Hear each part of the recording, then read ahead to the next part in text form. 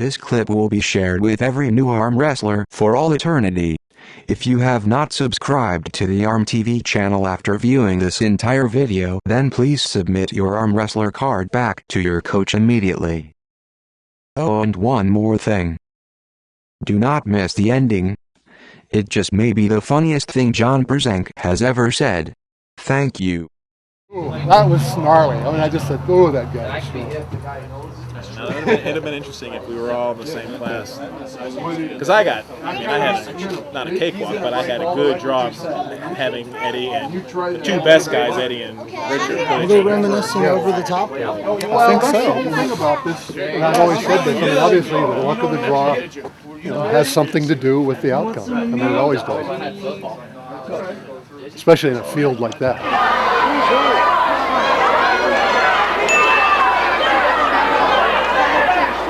Over the top, when your first match was, second, like, how many spaces and gaps did you have before you did the final? I think at 6 o'clock in the morning. I don't know. I couldn't say who I wrestled. No, I mean just time-wise. Did you start at noon? It started a little late. I'd say 1 or 2.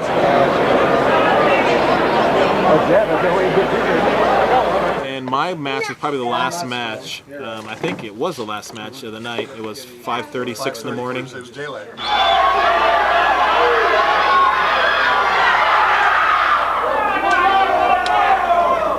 So what was the longest break you had in hours-wise between matches? There was a couple hours where they broke for taping of the movie. I mean, it wasn't just a break. It was they were actually doing footage for the movie.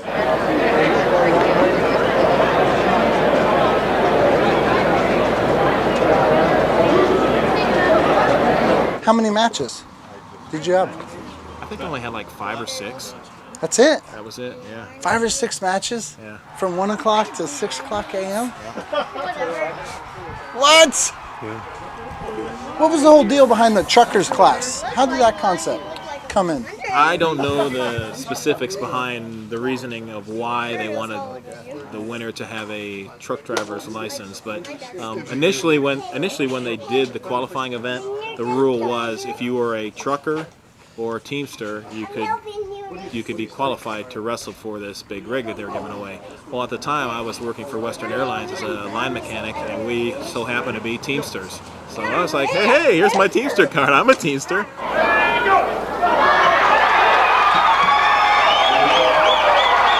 Well, you had a class A or class 1? Yeah, there's a lot of, stink became of that,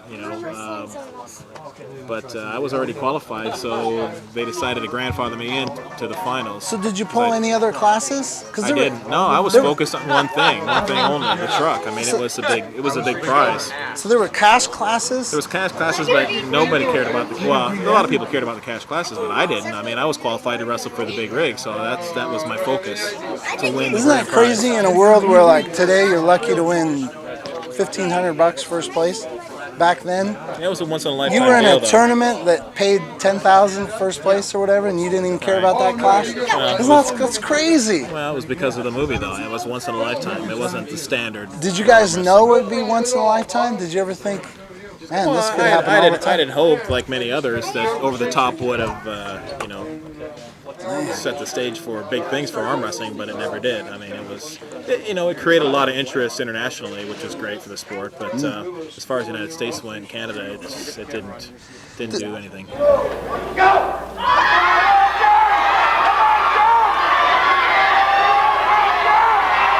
Describe to me after you won that match. How did you feel? Very tired. I was exhausted.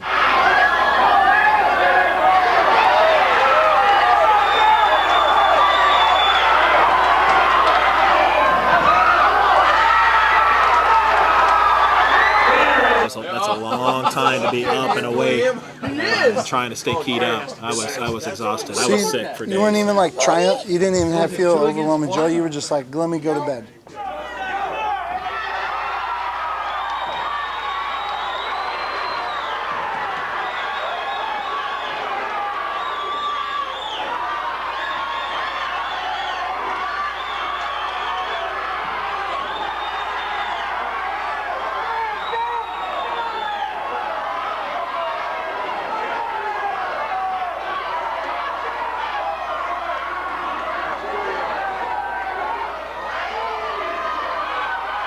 No, I expected to win. I came there to win. So I mean, it wasn't a big joyous surprise to me that I did it. I was just very tired.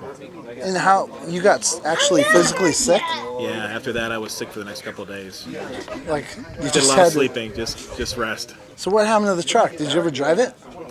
Yeah, it was finally delivered to me about a year later, and I got to drive it around a parking lot one day. I didn't have a driver's license. I didn't have a trucker's driver's license, so I didn't get to take How it old on the were you? road. Well, it was July 26th of 1986. I just turned 22.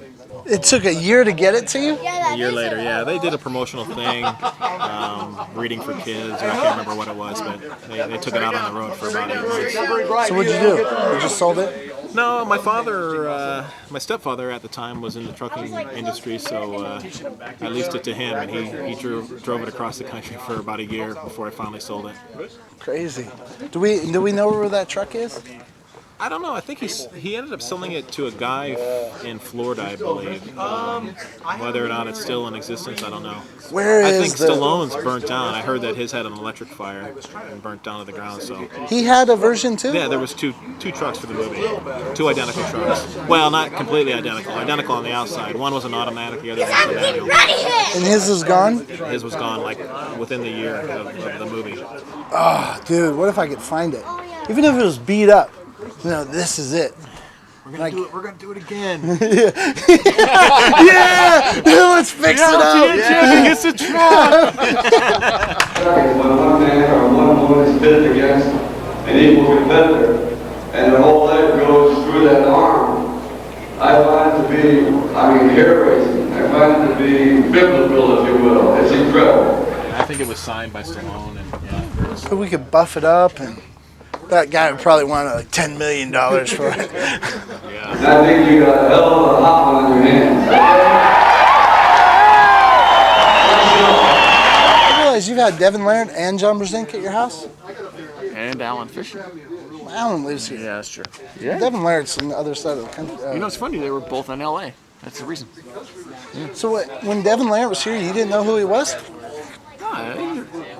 He was I think more of a local star at that time. I think most of the people who knew he was good were the Canadians. What year? I never even heard of him when he called me up. And what happened?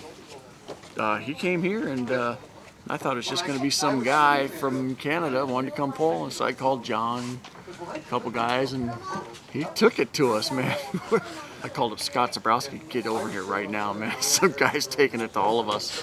And Really? Ciborowski came over, and they had some pretty good battles, man.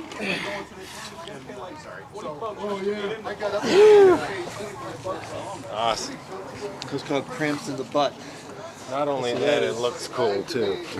Oh. Ready, set, go. You didn't like it? That's all it is. Ready, set, go. You didn't like that, did you? Had to come over and try to teach your son how to beat me, did you? Tricks. Teach me. It's not teaching me. It's training me. There's a difference. You didn't give away my secret, did you? You have a secret? Okay, John Brzenk's gonna ref us. He wants a You gotta be rematch. quicker than you. What did you tell Walk him? in there. Don't be afraid. No pulling before the go. No pulling before the go. Right there. No, right there. Don't pull yet. Go! That was a winner. push. Press. 2 out of 3. 2 out of 3, come on. What happened? What'd you tell him? Try harder. Like I You told gotta you. move on go. I'll tell you. Go. Top roll this time. Uh-oh. Match. Bullpen. So we're It's even. still 2 out of 3. 2 out of 3. That looked like a fish grip top row. I mean, Yeah. he didn't have any pressure. And has anyone ever surprised you? Who's just like come up and said like, Gary Roberts from ARMTV, he surprised me. I mean, a couple years ago he was a real fish. I mean, he was really easy to beat, and as of late he's come on pretty strong. So yeah, he surprises me. Got the top row going. Next time we'll do another one next. 10. Well, that's right. You said he had a little Tyson Bajan challenge. Yeah, he did. He wanted to challenge him. Yeah, good job, man. Still can't get into position. Stop it. All right. You tired? Camera. We're just getting We're out started. of here. The FUBAR, was that something you were wearing that day, or that they was I their had idea? no idea what it meant when they gave me that shirt. No way. I swear, I had no idea. So they gave you that shirt, the outfit. Yeah, and then somebody came up and was laughing. Hey, that's pretty cool. I said, well, tell me about it, because I have no idea what it means. So now I know what it means. And now, you know, that room, we had 2,500 extras in that room every day. And some of them were kids, and the kids would come, hey, what does that mean? Go ask your dad. Yeah. Or, well, actually, I found a Band-Aid for it. I just tell them, it means fouled up beyond all recognition. Yeah. What about the hairdo? Oh, The facial hair and the brutal. teeth. Whose idea was it? When they originally came to me, like, God, 18 months before they ever started filming, Marvin told me, don't cut your hair, don't shave, let it grow as long and wild as you can. No way. Went over real big with my wife. And so for about a year and a half, I just let it grow. You knew a year and a half in advance? Yeah. The bizarre way I found out about it was the little dolls that they made. Kenny Stolmeyer showed up at Alan Fisher's one day at an arm wrestling practice, and he had a photograph of all the dolls. And there I was. And I had whoa, that kind of looks like me. He goes, well, because it is, you dummy. With the facial hair? I had no clue, yeah. And that was the trip that you guys all went to New York. Lori Cole decided I was just an amateur. I didn't belong in that group, so I didn't get to go. And but the hair thing, once I got over to the set for the shoot, I had to get up at like 5 o'clock in the morning. I had to be down at the set at 5:45. Yeah. It took an hour and 45 minutes for them to do what they did to my hair. But when they were done, it had to last all day. And I couldn't even begin to tell you all the crap they put in it. But when it was done, if I had got a heat stroke and passed out, my head would have never hit the floor unless my hair broke. I mean, it was that people would come up and go, hey, yeah. You know, their hand would just stick to it. It was just stiff. What was it like to get a action figure of you? Look just like me, I guess. I don't know. You didn't think? Oh, come on. What was your reaction the first time you walked through a store and you're hanging on the wall? I know what mine was. Cool. Yeah, well, my first reaction was nobody's bought these. These are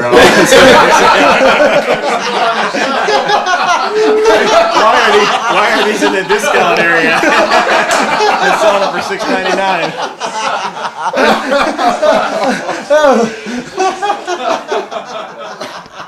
That was a good answer.